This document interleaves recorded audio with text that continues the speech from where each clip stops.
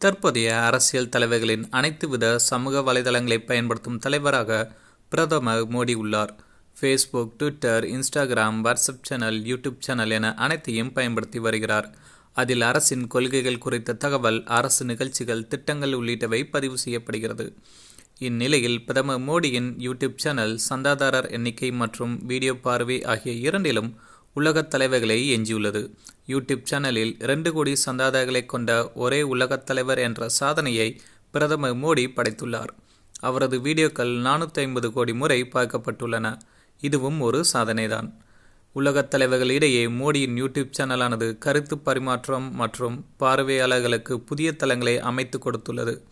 2 கோடி சந்தாதாரர்கள் என்பது பிரதமர் மோடியின் புகழுக்கு கிடைத்த சான்று மட்டுமல்ல, அரசியல் உரையாடலை வடிவமைப்பதில் டிஜிட்டல் தளங்களின் வளர்ந்து வரும் முக்கியத்துவத்தை எடுத்து காட்டுகிறது. நன்றி.